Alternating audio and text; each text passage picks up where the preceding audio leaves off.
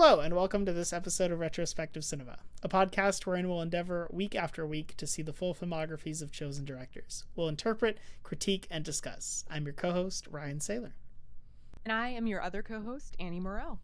Today we are continuing our watch of the films of Lynne Ramsay by discussing her sophomore effort, the catchily named Morvern Callar. Here's a clip.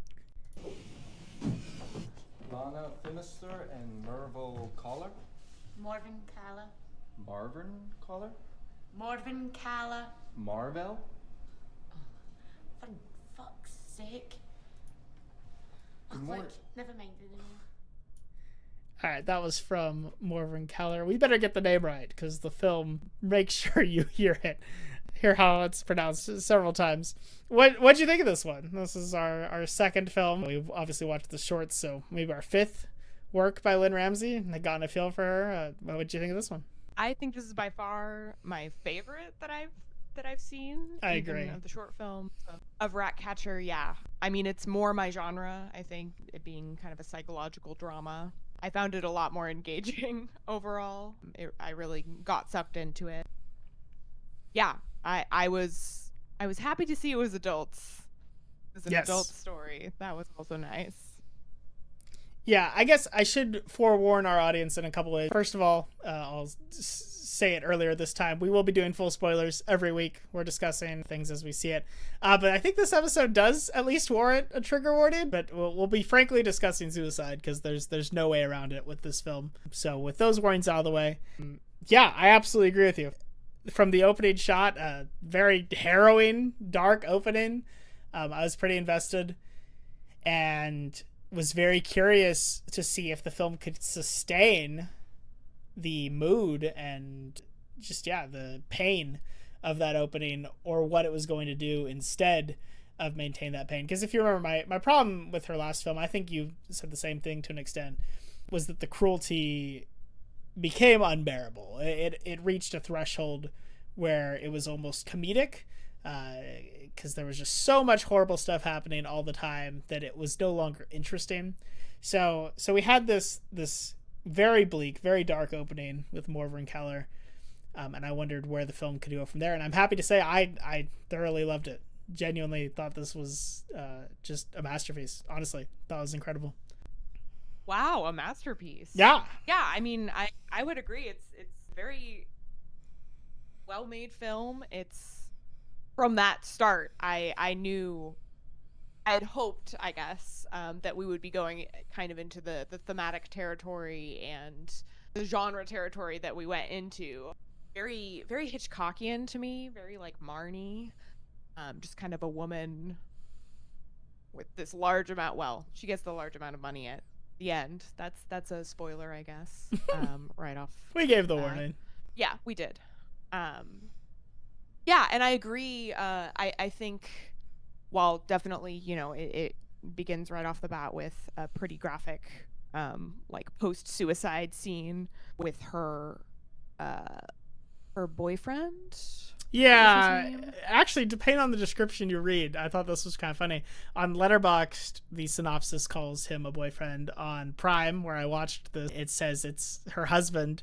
I think I did see a ring, so for now I'm going to say husband, but yeah, it changes depending on who's talking about it. That's honestly even worse. And to me, wow, I wish that I had clocked that, because that kind of changes a lot if they were indeed married. Just that to me makes what she did kind of unnecessary, unless I suppose the laws are quite different. We'll talk about it. Yeah, I have very mixed feelings, and you should, on the ultimate act of theft that she does. But I think, we'll come back to him. I think it is more justifiable than I initially felt while watching the film. Okay, interesting. But going back to the initial violence of that, I think what you were kind of saying, and what I believe to be true in this case, is that she does a really great job of this, like, of depicting violence in such a quiet way. Yeah. In this one, and I think that's how she gets away with just kind of how depressing this one really was as well. Just kind of a beats you down type of plot with both Ratcatcher and this film. What were your initial thoughts? Did you think it was going to go in the kind of direction of a spree almost? Because that's what it felt like to me. Yeah, so we start with this opening where she wakes up. It's Christmas Eve, Christmas Day, Christmas-ish, and she rolls over and finds that her husband or boyfriend has killed himself, and she then turns and sees this note on the computer that says read me. She scrolls down and it starts, sorry Morvern, don't try to understand, it just felt like the right thing to do.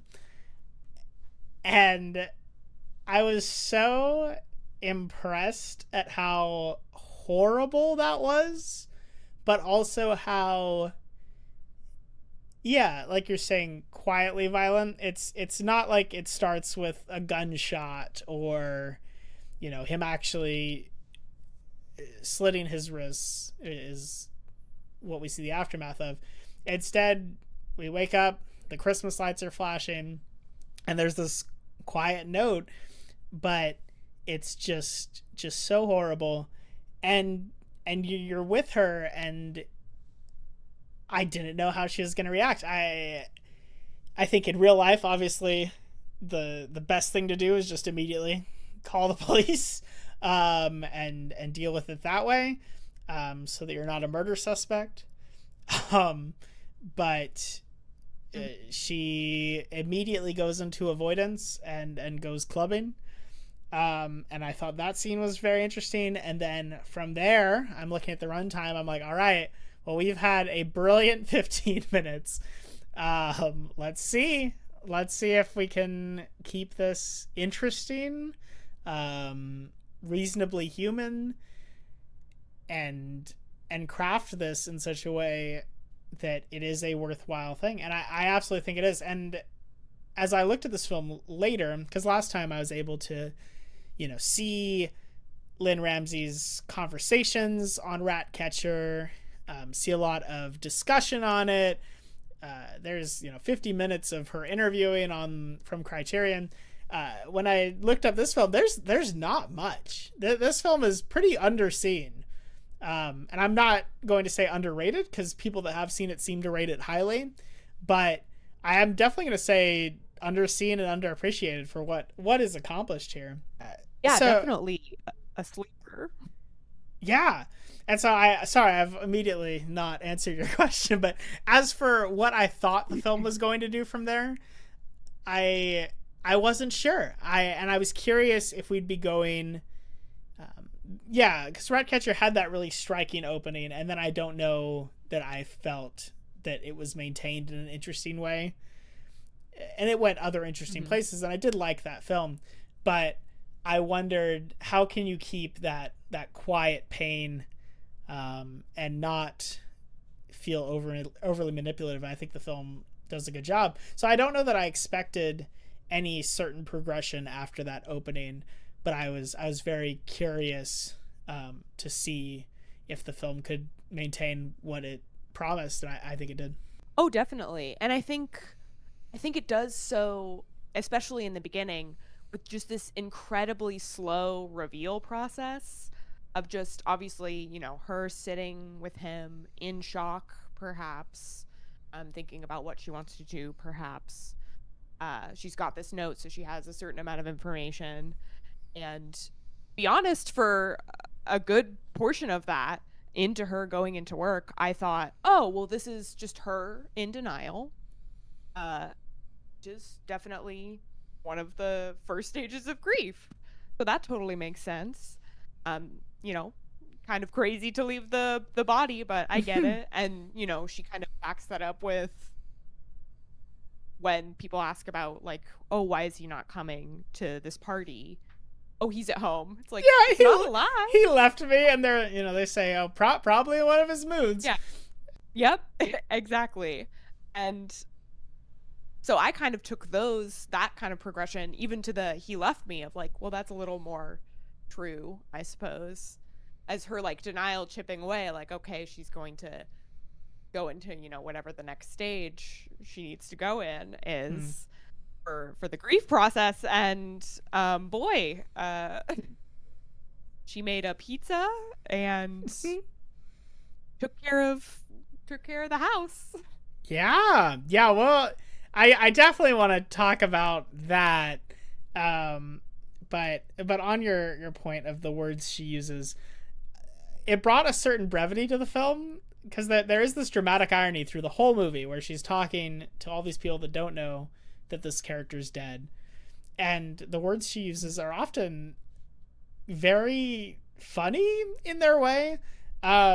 She the one time I wrote down says, you know, he's at home in the kitchen, and then like I was saying, one time he left me, and she finally does in her breakdown with her best friend later in the film yell he's dead, and it gets missed.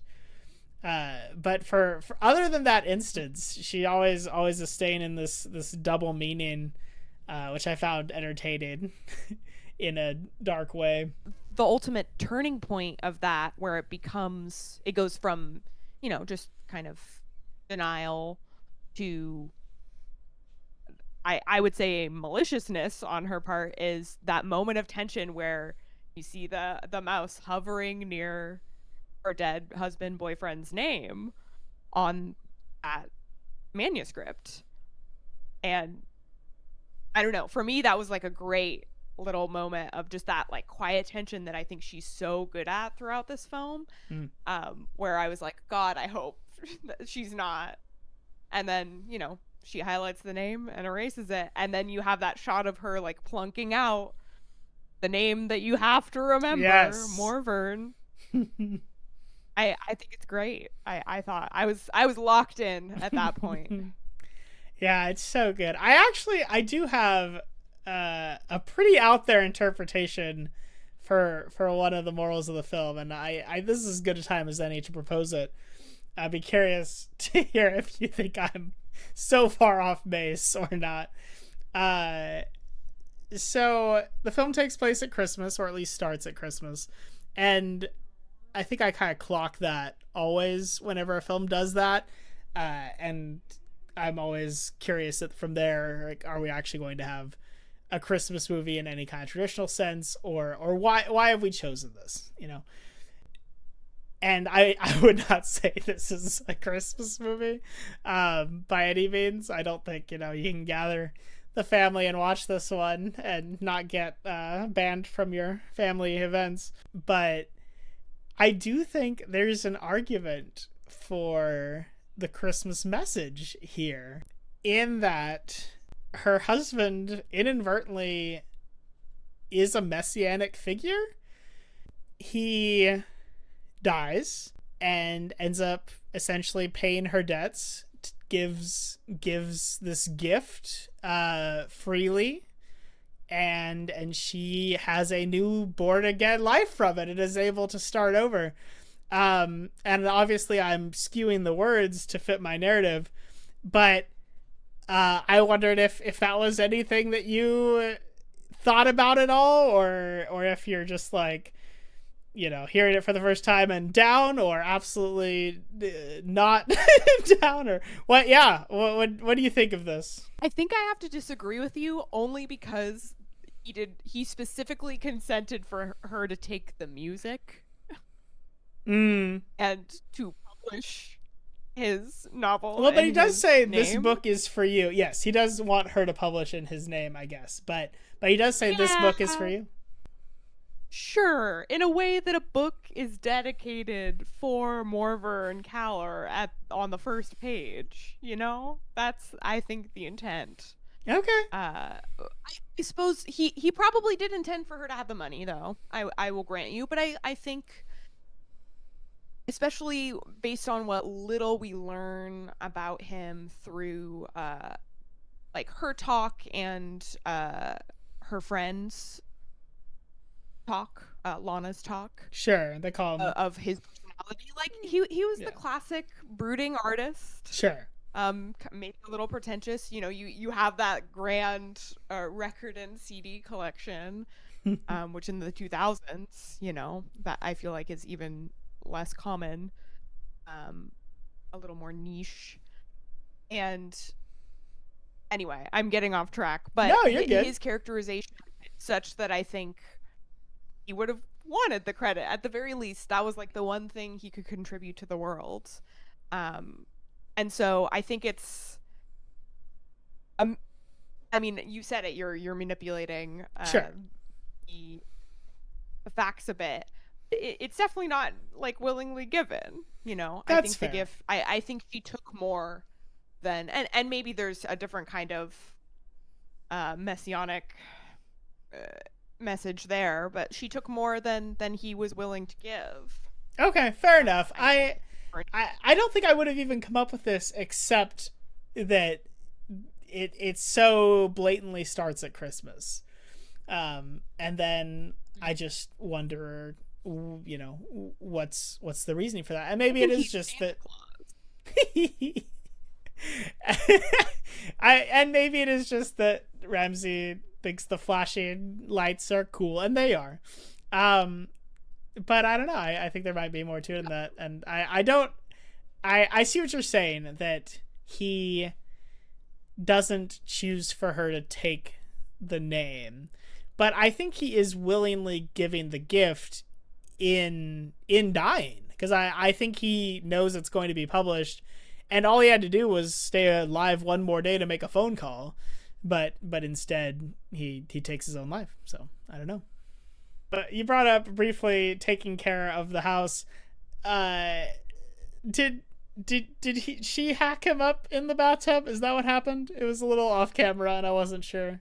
that was my assumption, and I yet another example of just this like quiet violence where I loved the shot of her. I mean, again, I'm assuming that is what she did. Yeah. Was chop him up, but that shot of her just kind of neck, very close up shot, and then just this like very fine, clearly like splattering of blood. Mm-hmm.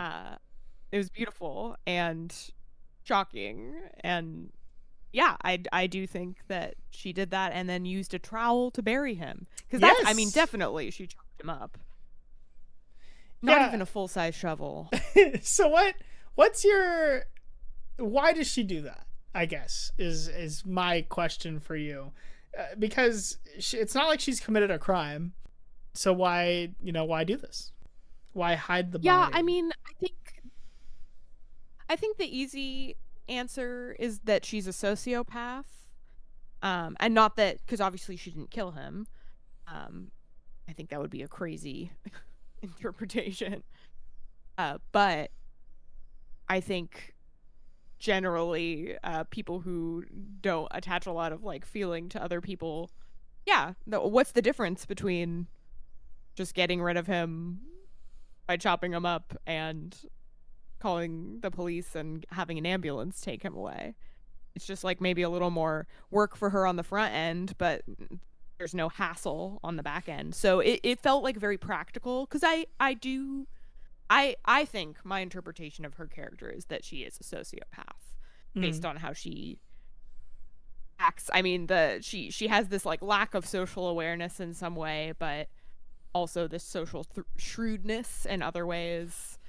She doesn't act like a human, and she does seem, you know, quite unfeeling throughout most of the film. So Sure. that I think is the easy answer, but I don't know. That what was your interpretation? Yeah, that's interesting. It actually did make me pause and say, like, oh, is there subtext here that she did kill him? But I think it's impossible to read it that way because of his note, and it's not a note that she publishes. It's not like she gets this note and says, look at this note. Like she only reads that to herself. So that there's no way that he doesn't write the note, and thereby there's no way that she kills him.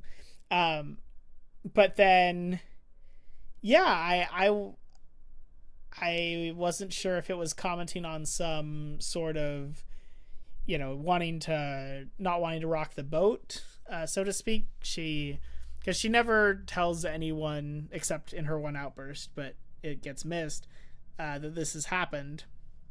And everyone seems kind of content not knowing where he is, because eventually we get to like summer the next year, right? And it's still fine. Like no one's started searching for him. I wasn't sure. I was curious.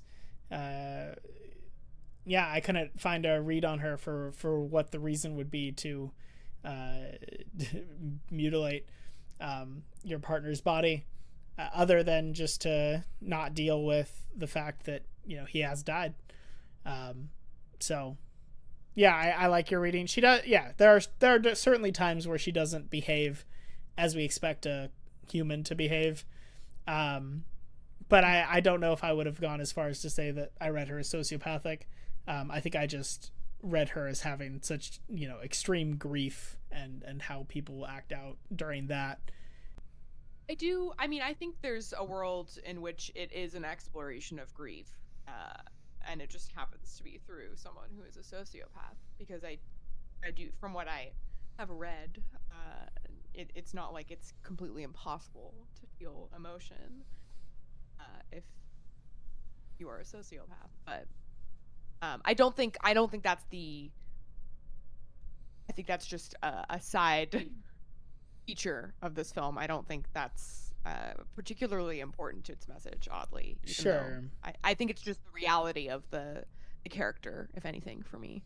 Yeah, and as I play back the movie in my head, thinking about that, I think the only time it really matters would be when she leaves her friend in the middle of nowhere,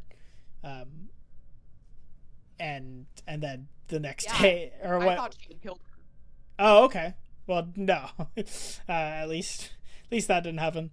But yeah, when she reconnects with her friend, she doesn't even acknowledge that this has happened. So that was the time where I was most aware of, okay, this person's very much mentally gone. But her friend also didn't seem to care either, so who knows? Yeah, I think the friend definitely didn't want to go on another trip with her. That's true. But it was an interesting turn. You had the scene at the very beginning where, she's just like, Lana's just saying like, oh my gosh, I love you, you're the best friend. And then by the end, she thinks she's weird. She calls her a weirdo, I believe. And, I think that's another point to her being, at least some sort of social outcast in some way. Yeah, which maybe fair. her boyfriend, husband was too. What do you think about the turn to Spain specifically? That's actually what I was going to talk about. Setting. Yeah, amazing. So I was I'm way too aware, I think, of my critical nature while watching a film, because when we got to Spain, I was just like, uh-oh, don't drag it out, like we're so good. But so once I got over that a little bit, I thought the whole detour was very interesting. I thought it revealed a lot about everyone involved. I like that tiny moment when when Morvern and her friend pretend to be Helga and Olga, is who they call themselves, Swedish tourists, to mess with those guys and then just run away. Just the way she interacts with the crowds during, I think, was that the running of the bulls? Is that what all that was? That was my interpretation. Okay.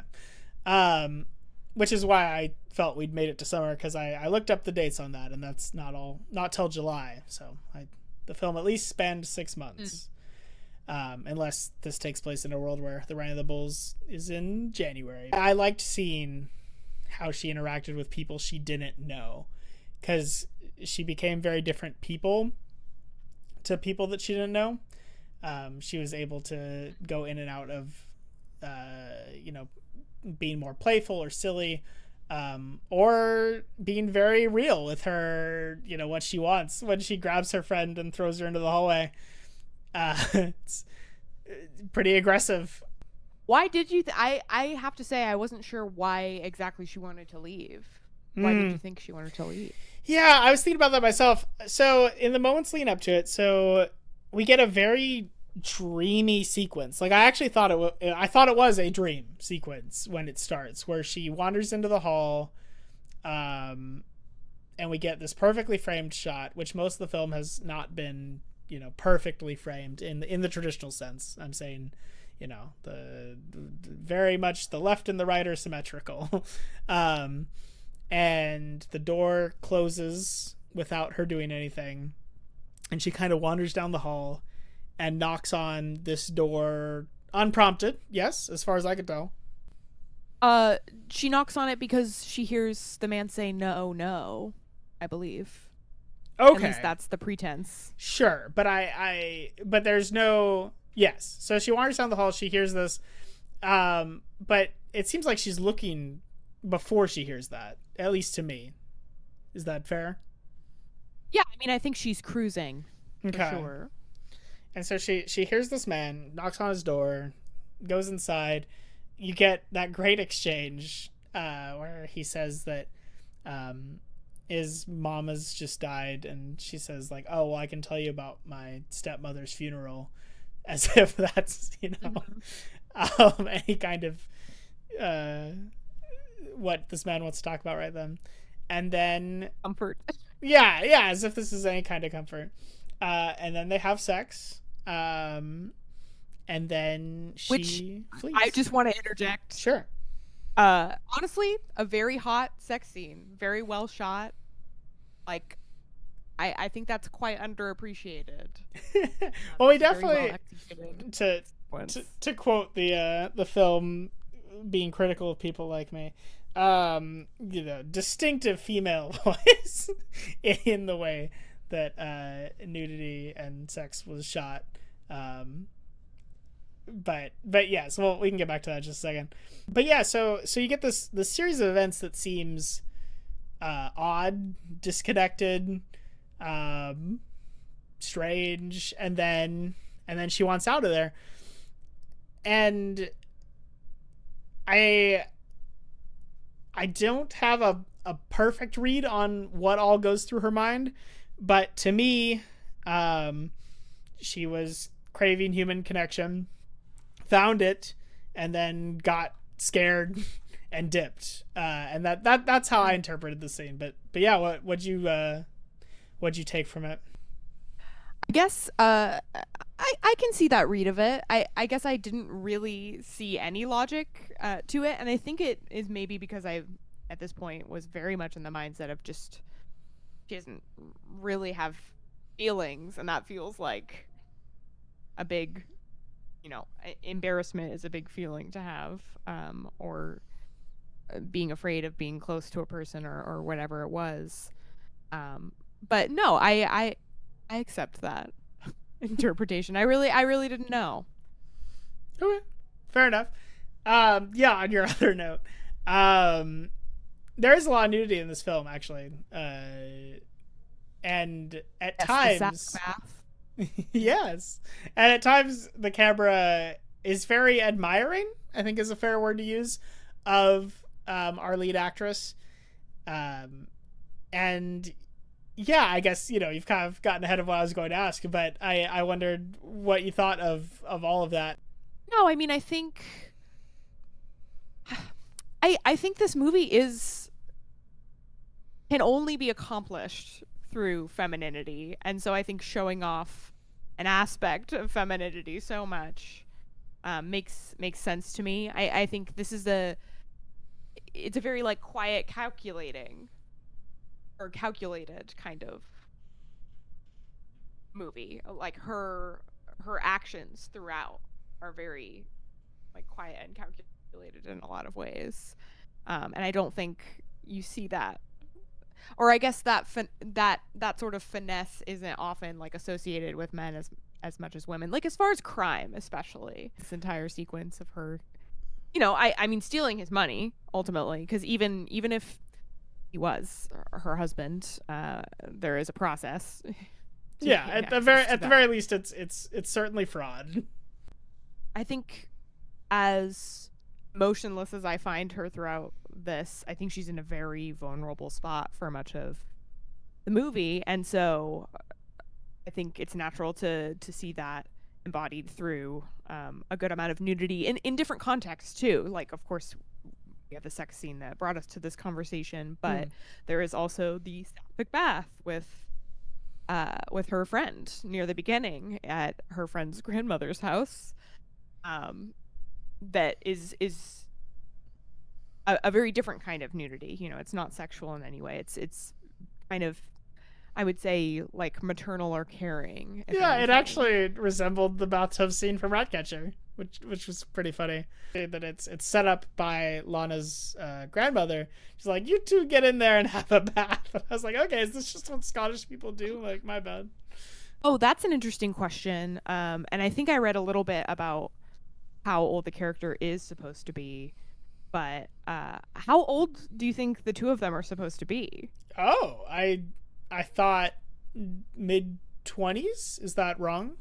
I think they're a little bit younger than that. I think I read a complaint that she was cast a bit old for the role.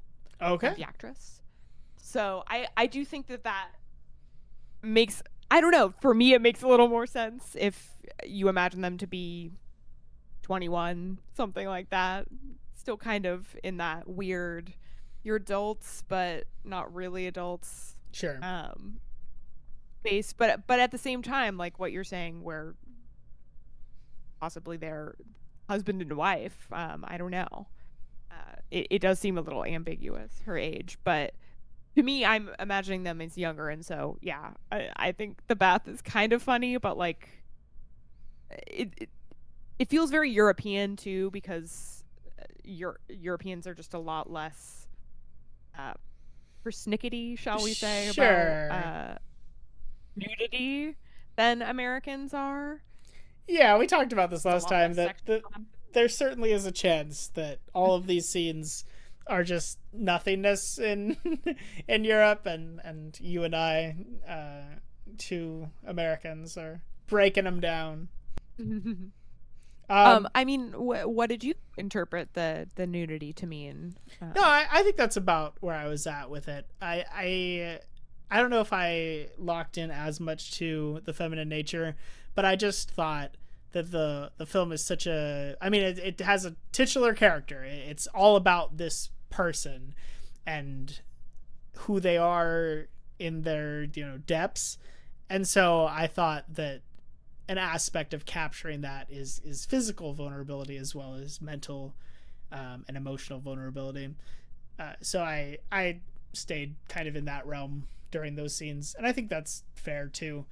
But I was cognizant of the way different scenes were filmed and how they might have been filmed differently if they were by a man, at least stereotypically. When we conceived this podcast, because we're doing, just one film a week, I thought maybe I would really go all in and on adaptations, explore the original work each time. And then when this film finished and I looked it up, it was based on a book. So I am 0 for 1 on doing such a thing. In the book, he is just a boyfriend. But I wonder if that complaint that the character's supposed to be younger comes from the book, and instead she's supposed to be a little older in the film and thereby has a husband. That's a good point. So I guess you'll have to read the book and get back to us. There you go. According to Wikipedia, the book's written in Scots, which I'm not sure if that means just English, except it has Scottish slang, or if that is a whole different language. I don't know. Could be fun to find out. Actually, I did have completely unrelated to anything, a moment while watching the film. So Samantha Morton stars here, and she is fantastic. And I was struggling to place her, and I finally remembered what I'd seen her in, and I don't know if you also looked her up, but the last time I really was drawn to her in a film was a film that had a profound impact on me that we watched together. So I wondered if you made note of that. Oh no. Oh no. I did look up her IMDb, and I don't know what you're talking about. So that's damn. It was a very brief glance. Sure. What's the film? Yeah, in 2008, she is the female lead in Synecdoche, New York. Oh, yes. No, I did clock that. I forgot that we had watched it together. Damn. Oh my. I'm so sorry. I was so engrossed by the film. I mean, what a. She really loves harrowing works. Because wow. But yeah, no, I mean, I thought she was incredible in this. And clearly it got her other jobs potentially. I can see the transfer there from this film to Synecdoche. Yeah. Another really easy roll off the tongue film title. Yeah, they don't say Synecdoche in that film as much as they say Morvern Callar in this film, so I don't blame you. Toward the end of the film, we get this sequence of events, and actually I was totally wrong with her kind of always talking to her publisher and then running away and then talking on the payphone and then running away. I actually thought we were never going to meet them, but we do.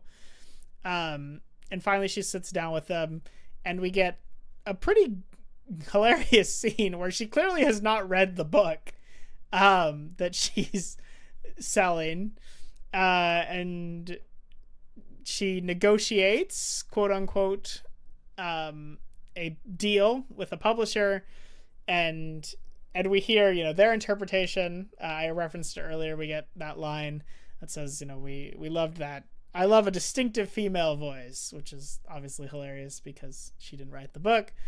And then she gets the money, and all of that wraps up kind of nicely. So was that how you thought that was going to go? The whole time I was bracing for impact, and I thought she was going to mess it up in some way, and then it all worked out. I wasn't surprised that it all worked out so easily. And I think it was, starting with the just kind of tonal shift of that scene, just a lot more comedic. The actors who played the two publishers or publishing executives were kind of cartoonish in an intentional way, in a way that I thought worked. The Tom Boddington was just like a cartoonish fraud, in my opinion. Sure. The whole, like the line you referenced, a distinctive female voice, so funny, and I think they're kind of caricatures of like, oh, these people have found gold. I do believe this scene tells us for certain that the book is brilliant, and I think they have realized like, oh, they have such a naive girl. Because you think, 100,000 pounds or whatever it was, especially at that time period, like that's a lot of money. And I do think that they lowballed her. Right. And so I think while it goes well for her, like she's absolutely stoked to get $100,000, it is ultimately them kind of taking her for a ride. And even to the point of like, oh, are you going to write another? Like, I took that to be, we want our next cash cow. Right. And we want to potentially even lock down the deal before you get smart enough to get an agent. And, little do they know they're also being taken for a different kind of ride. I loved that scene. I think it's another way that we get to see her kind of play this like quiet scheme, where she says very little to them, which I think is smart because she doesn't know even what the book is about, which is so sad to me. And I think maybe even points to, again, to just her kind of unfeeling nature, because I don't know, I would want to read that book. It was the last thing. It was for her. Someone I love. Yeah, right. For me, it's for her. Yeah. So, I think she pulled off the heist she wanted to. What was your take on it? Yeah, it's just so good. I thought it was genuinely funny, and I thought that was good, and I thought it helped expand this kind of through line that the film had on dramatic irony. There's all those scenes that we talked about earlier where she is always talking about her dead husband, but it's worded in such a way where characters miss it.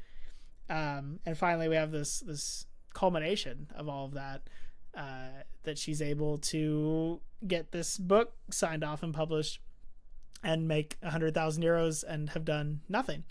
But yes, I do agree that it sounds like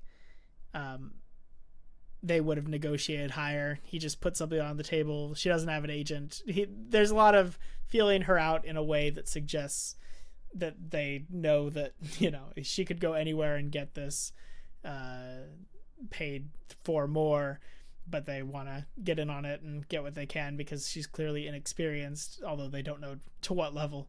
We get those, like you're saying, they start asking about her next work. And it's funny because I thought she was going to almost let them in on it because they say, you know, give us a little bit. She's like, I work at a supermarket. And they laugh and she laughs. So then she's like, dude, you really work at a supermarket? And she's like, yep. And then that kind of just wraps up the conversation and they're okay with that. So yeah, I think you're spot on. Just everything you were saying. One more thing that I really wanted to talk about that we've kind of jumped around. There's an element of this film, or there's an added layer to the characters that is interesting, and the film deals with it a bit, but also I think strategically chooses to not go too far into it. But what did you make of Lana having had an affair of some sort with her husband? Oh yeah. I think it really changes it for me that he was supposed to be her husband. Yeah, as far as Lynne Ramsay, as far as Lana sleeping with her husband, I don't know. I mean, it kind of came out of left field for me. Like, it was something that I just didn't even think was a possibility of where the film was going. Especially because you have, you know, in the beginning, Lana kind of makes this big deal of, like, I think it's pretty clear she doesn't like him particularly, which I know sometimes can actually lead to someone sleeping with someone else, but just this kind of betrayal and maybe it even now that I'm thinking about it, I do wish that, and maybe it's probably intentional, that we don't get to know when it happened in the course of their friendship, in the course of their romantic relationship, and then you have that added layer of clearly the two of them have to some extent been intimate, because you have that brief scene with the two of them topless in bed with another man after that party, and presumably some sort of sex or sex adjacent things happened throughout the night, especially since I think they're taking ecstasy on and off throughout the film. That would make sense to me, but yeah, I don't know what I'm not sure I know the purpose. I think what it did, that betrayal, really. I think what it did for me, and it helped my interpretation, but I think it would also work with yours of this character, because I spent the film reading her as processing extreme grief and not knowing what to do with it. And I think it's an interesting idea to, you know, have someone that you love and is now gone, and then to get horrible news about them, that they have committed what is one of the highest levels of betrayal, especially, you know, both it's a committed relationship, it's with your best friend. It's something that most people would call like the highest form of betrayal for a relationship. And then to not be able to talk to them or, you know, take out that anger on them or anything, resolve it in any way. So for my read of the film, I think it just added to her confusion and her wanting to run away, from everything, as she continually does in the film. And I think it works with your interpretation as well, that if she is, unfeeling, if she is sociopathic, it wouldn't really move her that this happened. And it doesn't seem to, at least in a way that we'd expect. There's no blow up. And her friend wants there to be one later when they do have their fight. She's like, it's all about this, isn't it? And Morvern says no. And she's like, going in on it. So I think, to my read of the film, I think it helped expand on her struggle of having these questions and this pain and not knowing what to do with it. I think from your read of the film, it just adds an interesting layer to it. Yeah. I think it's definitely another relational dynamic between it's really a film about the two of them in a lot of ways. Yeah. Obviously Morvern is indisputably the main character, the titular character. But yeah, it certainly adds complexity to their dynamic after that, and kind of makes you think back to moments like the present, the little purse, just kind of an impersonal little. Maybe it's personal. It's just not something I can know about why it's personal, but yeah, an interesting little element there. I'm glad you brought that up. I think I wanted to mention, and I wanted to see your thoughts. Another movie that it really reminded me of in a lot of ways was American Psycho, even though she doesn't really commit acts of, she doesn't murder anyone, so not like Patrick Bateman in that way, but I think, again, this is heavily influenced by my interpretation that she is likely a sociopath, but you have this person who chopped up her husband's body and buried it in some field somewhere, and there seems to be no consequence Right.